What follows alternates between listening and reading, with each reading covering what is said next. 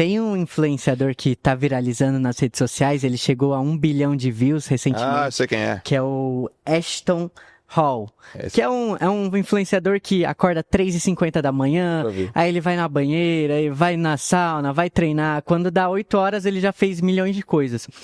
E com isso, traz uma comparação pra gente de ineficiência. Poxa, acordei 7 horas da manhã, o cara já fez um monte de coisa. Qual o conselho de vocês dois para esse público que tá nessa comparação com esse influenciador? Primeira pergunta não foi tão boa assim. Eu quero deixar isso claro. Mas eu vou deixar passar porque eles querem responder. Tá bom. Tá bom? É bom deixar isso bem claro. Vamos lá, quer falar, João? Quero. Esse coach, né? Ele é posicionado como um treinador de coaches. Ele ensina treinadores, ensina personal trainers, né? Nos últimos 30 dias ele viralizou, mesmo na internet. Então ele acorda, passa casca de banana na cara. Tu já viu isso aí? Não vi, não. Tu não viu? E é um cara, ele deve ter uns 20 e poucos anos, forte, um negão musculoso assim. E ele faz vídeos muito bem produzidos. Muito bem produzidos, e ele acorda cedo, e ele joga água no rosto com gelo, e toma água lá, e aí ele vai mostrando o reloginho, né? Cara, honestamente, uma baboseira pra mim.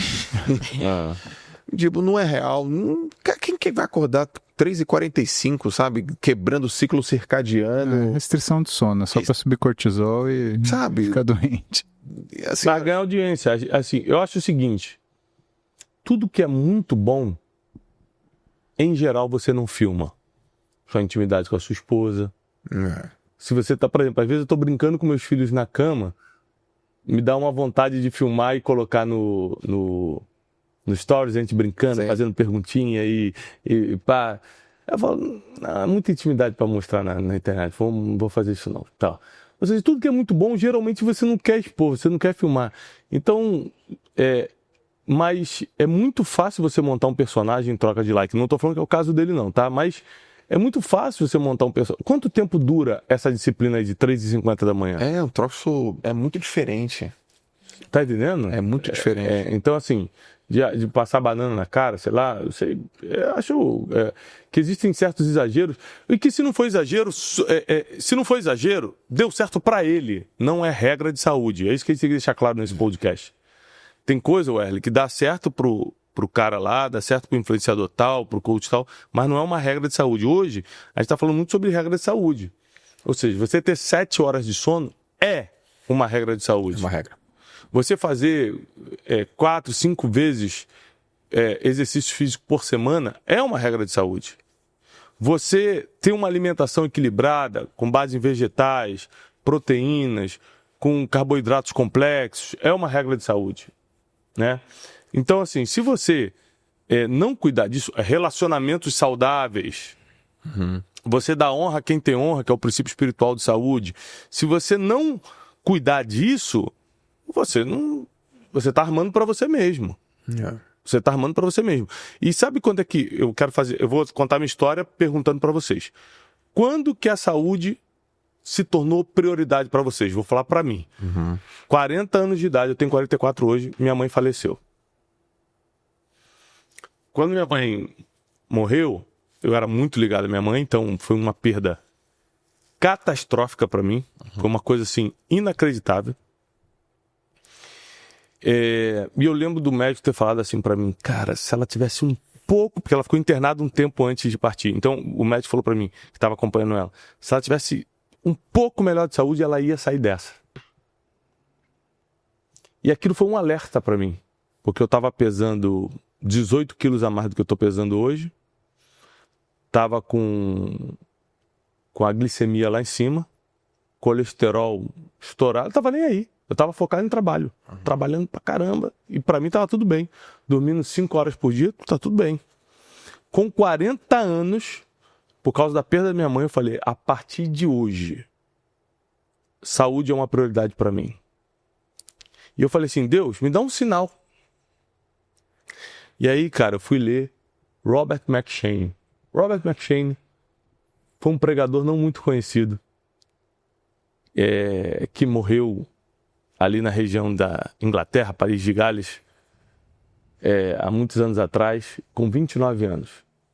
Quando ele estava no auge da sua carreira, do seu ministério de pregador, ele foi acometido de um problema físico e ele deixou uma carta escrita profunda que diz o seguinte: Deus me confiou uma mensagem e um cavalo. Ele estava se tornando o maior pregador da época.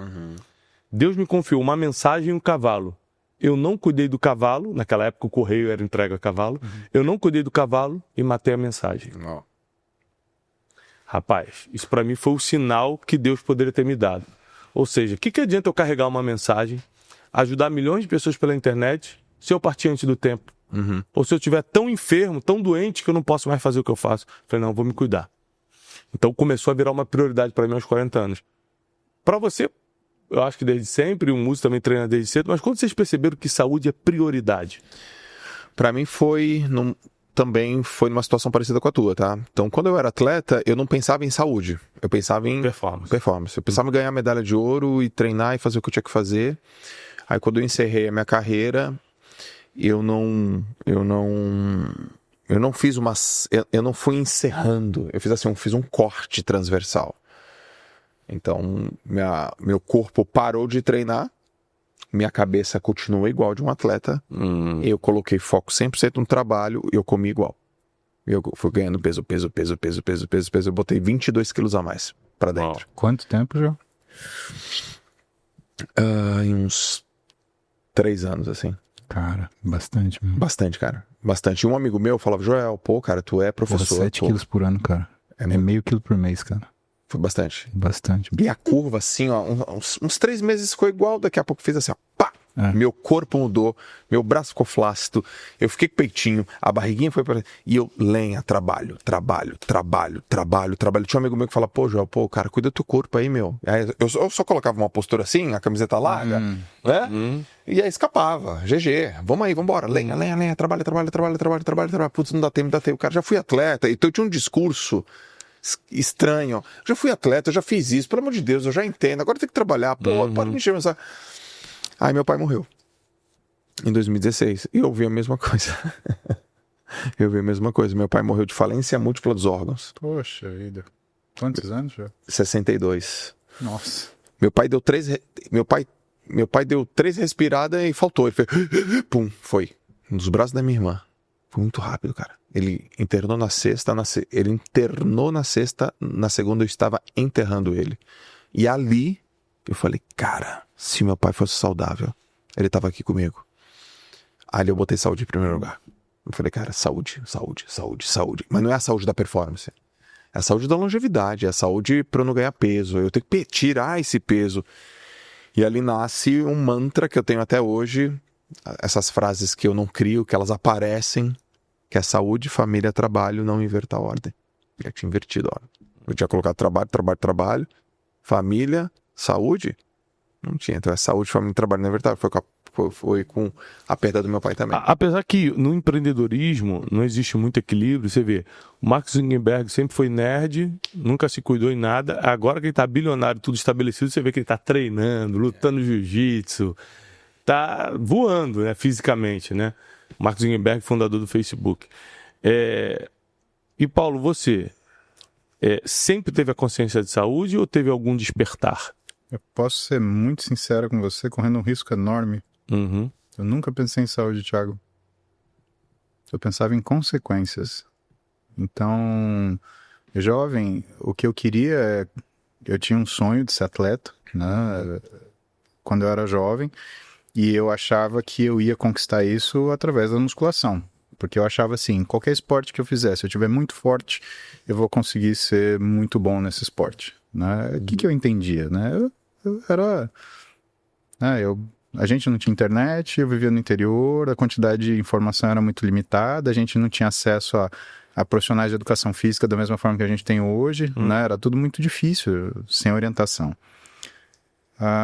O que começou a acontecer é que eu comecei a olhar outras consequências que se apresentavam para mim, como, por exemplo, se eu não durmo bem essa noite, amanhã eu passo mal no plantão. Não necessariamente eu não tenho desempenho, eu não vou conseguir atender. Não, eu não me sinto bem. Se eu não fizer essa refeição agora, eu vou me sentir fraco dali algumas horas.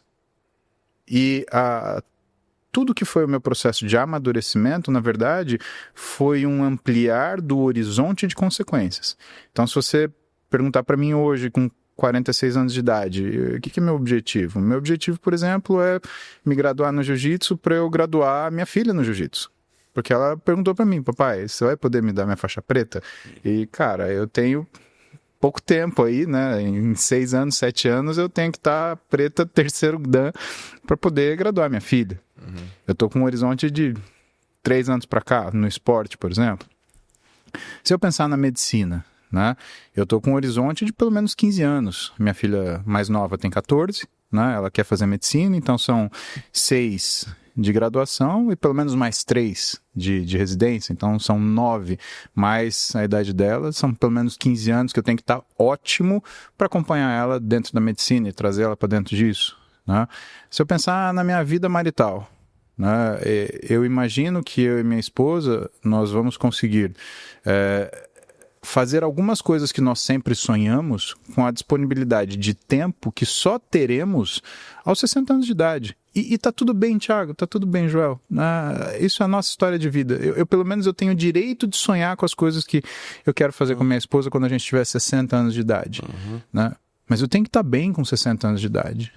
Eu tenho que aguentar, por exemplo, sei lá, se a gente for fazer um cruzeiro, eu não quero ser aquele senhor que sai naquela motoquinha elétrica, né, atropelando as pessoas ou quase caindo quando vai descer da embarcação. Né? Eu quero conseguir me locomover, eu quero sair do ônibus andando e caminhar até um lugar diferente, conhecer uma coisa, ver uma história, dividir aquilo com a minha mulher. São as coisas que eu olho. Então, para mim, foram sempre sobre consequências, porque até para mim, saúde é muito intangível, né? Quem falou que você tem ou não tem saúde nesse momento? Quer dizer, eu vou olhar minha frequência cardíaca, eu vou olhar um monitor de glicose para saber se a minha glicemia está ok, eu vou aferir minha pressão arterial para saber se a pressão que meu coração tá gerando, ela tá bem. Eu olho para essas coisas e eu acredito que todas essas ferramentas, quando você está no processo de tratamento do paciente, é super útil para te orientar o que deve ser feito. Agora, você viver dessa forma é um desespero. A liberdade é justamente ao contrário. Eu quero cuidar-me tão bem que eu não precise ficar checando se a minha glicemia está ok ou se a minha pressão ela merece um remédio ou não.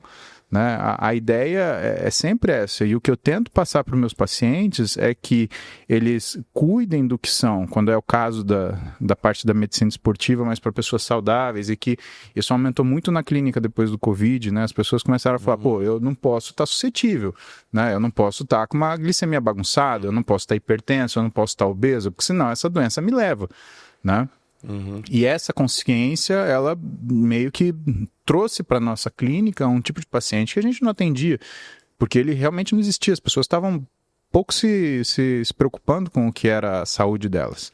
Né? Elas queriam ter acesso às coisas que traziam um conforto instantâneo ou como se isso traduzisse o que era a vitória daquele momento. Então eu falava com um grande CEO de uma empresa, né? Ele me dava uma lição de moral falando o quanto era importante ele comer no restaurante e tal e tomar 2 garrafas de vinho, o quanto que a vida dele se baseava nisso. Hoje, entre alguns CEOs que eu cuido, né? A competição deles é quem tem o barriga de tanquinho com 50 anos de idade. Por quê? Porque o físico você não compra, você não aluga, você não empresta. Você faz. Não adianta o dinheiro que você tem, né? Exatamente. Tem que ir lá e malhar. Então, eles estão querendo já o que... Eles estão querendo ter aquilo que eles sabem que o outro não vai comprar. Porque se ele comprar um iate, o outro compra o maior. Se ele comprar um avião, o outro compra o maior. Se ele comprar uma empresa, o outro vai lá e compra a empresa dele, ou compra uma empresa que compra a empresa dele. E truco. Agora... Se ele está bem, se ele tá bem fisicamente, se ele consegue fazer uma série de coisas sem se demonstrar cansaço, ainda tendo satisfação, aí é outro patamar.